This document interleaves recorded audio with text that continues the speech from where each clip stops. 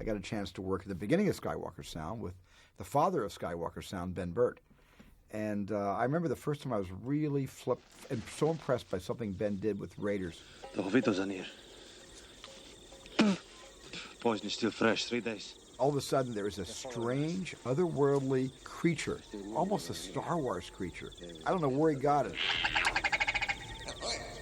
And it made that entire jungle scene so friggin' alien. And when I first heard that, I said, this is going to be a great adventure. It's going to be a great adventure in sound.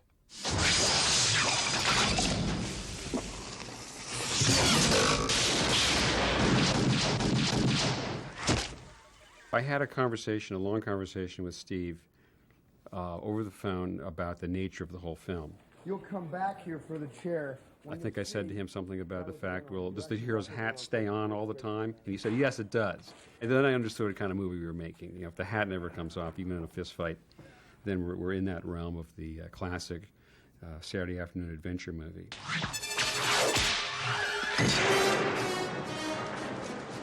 We knew that Indy had a whip. And, of course, we could have pulled the whip sounds from a library, since obviously there's been whips recorded in the past. But no, we wanted to do it ourselves. Actually, what happened was that Gary Summers, who was recording sound effects with me, spent a day on the set. And the result of that was that Harrison had some time and came over to our editing room. And Gary and Harrison stood out back in the parking lot, and Harrison tried to show Gary how to crack the whip. It was a little too noisy to record it. So later, I took Gary Summers out to quiet locations, and Gary did a lot of cracking of the whip. And we did it in different environments, in the trees, out in the middle of the field.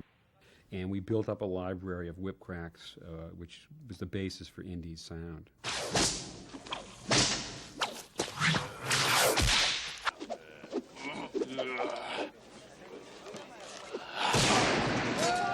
The gunshot can just be a pop or a click, depending on where you record it, because it's just a sudden, very brief, loud noise, like a hand clap.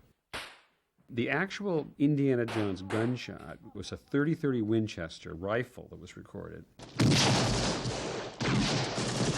We did a lot of different gunshots. We probably recorded, a few hundred different guns in different locations.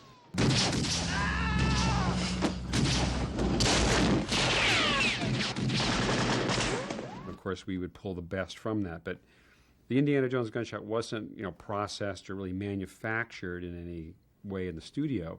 It was pretty much exactly as it is in the live recording we did.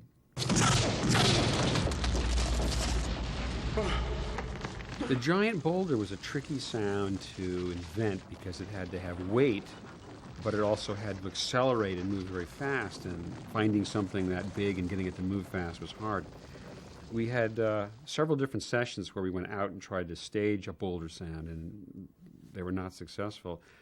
But on one of the last days, we were coming back from the location, and we were on a steep hill, and we were in this little Honda Civic station wagon on a gravel road on this mountain, and we were just coasting down the hill without the motor running, and we realized the car sounded really interesting. Well, we might have the sound here, so I hung out the back and put a microphone near the back tire of the station wagon, and we just coasted down this road. And as the car accelerated, it gave a sense of gathering speed, and that ended up being really the basis for the giant boulder.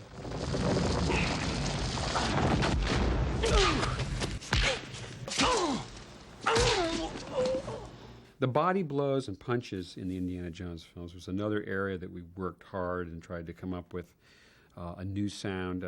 Although many of the sounds really, I think, were based on what we had heard in older films, the classic sound effects, but I wanted to remake them and do them in stereo and to exaggerate them probably in some ways, because everything about Indiana Jones was somewhat of a comic book. We tried a lot of different experiments. We beat on pieces of meat. We broke chicken bones. Probably we had our most success with a pile of leather jackets and a few baseball gloves, and making a loose pile of this material and then whacking it with a baseball bat. And out of that came the whole library of hits. in the Indiana Jones films.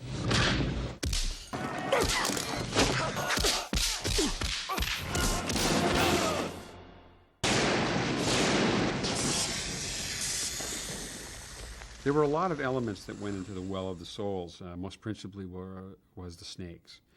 And we started out recording some real snakes, but snakes don't really vocalize all that much. And part of the element of the snakes is really their movement over each other. And we've had a lot of luck over the years with cheese casserole. My wife makes a cheese casserole, and when it's in the dish and you just run your fingers through it, it gives a real oily, mushy sound. And if you record that and build it up in several layers, you can make a nice sense of slimy snakes moving around the room. That was augmented with some wet sponges being moved around. In fact, I think it was on top of a skateboard, on the rubber place on top of the skateboard where you stand. Certainly the most supernatural part of the film was the end sequence where they open the ark and the spirits flow out and destroy everyone. So quite a bit of sound went into that. It's obviously the kind of sequence where there's nothing to record on the set at all. It's all going to be manufactured later. 1, 2, 3, 4. And the sequence begins with the lid being slid off the ark, and I experimented with a few different things, but I found that sliding the toilet tank cover in my own home toilet was perfectly sufficient, and if I recorded that in an echoey bathroom, it seemed to fit, although in a rather undignified way, the character of the ark itself. The ark itself, the humming, the deep undulating tones that went with it, were generated by a synthesizer. It's rare that I use an electronic synthesizer, but this was one case where I found the kind of sound I wanted. I had an old ARP 2600, which is what I used to do R2-D2. And by reprogramming it, I was able to produce some wavering, low-frequency tones, which became the basic sound. Once the ark is opened and the spirits start flowing around, there's quite a bit of work there taking animal screams and some human vocalizations, as well as dolphin cries, which we had recorded, and sea lions.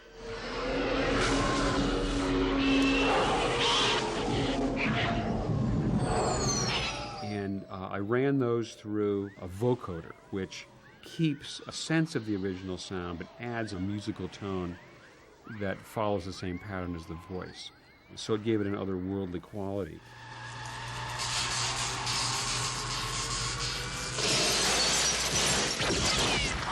All the sparking and beams were from a set of recordings I made of the old gear that was used in the Frankenstein movies. It was a fabulous variety of electronic devices and lightning generators and things of that sort. And out of that came all the sounds for the beams and things.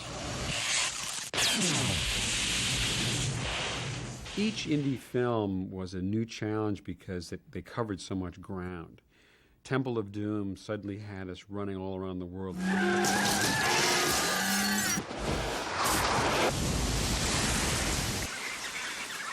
So we really knew that we needed to just record a lot of new things. And they did actually go out and record while they were on location in Sri Lanka, some animals and birds that were native to the place. And that gave us a good start.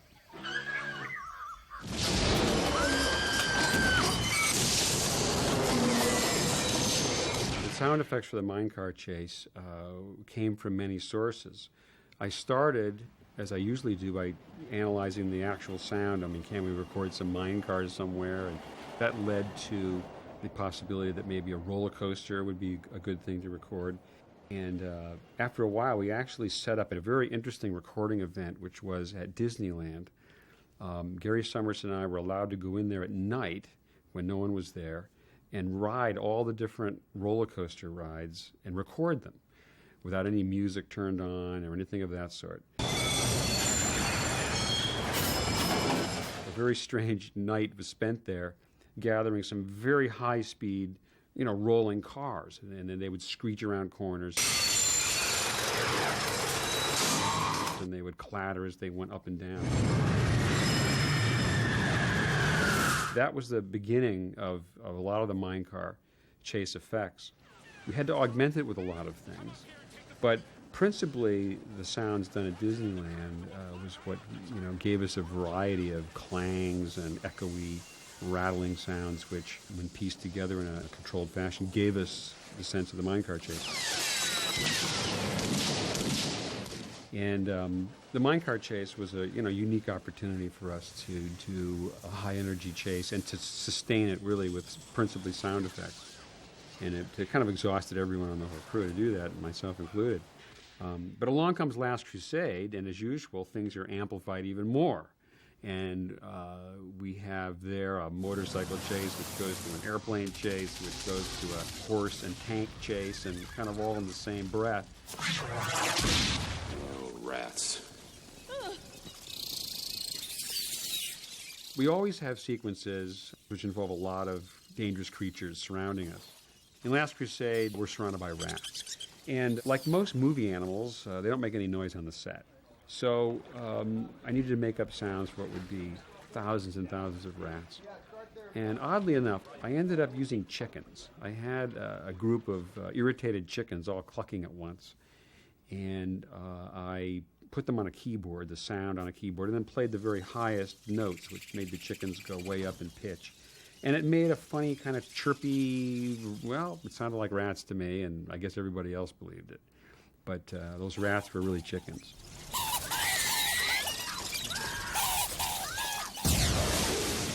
In the climax of the film, not only do we have the whole temple moving and mechanisms and stones turning, but we have an earthquake. And a lot of those first sounds you hear of the floor splitting are really just rubbing on a balloon.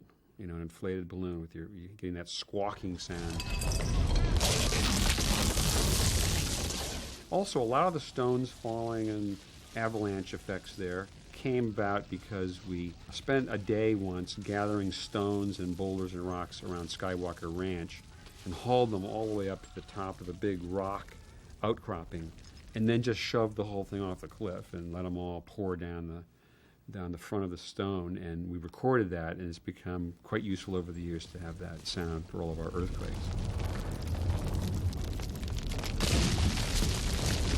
My association with Indiana Jones has been a very pleasant one for me, creatively and for my career.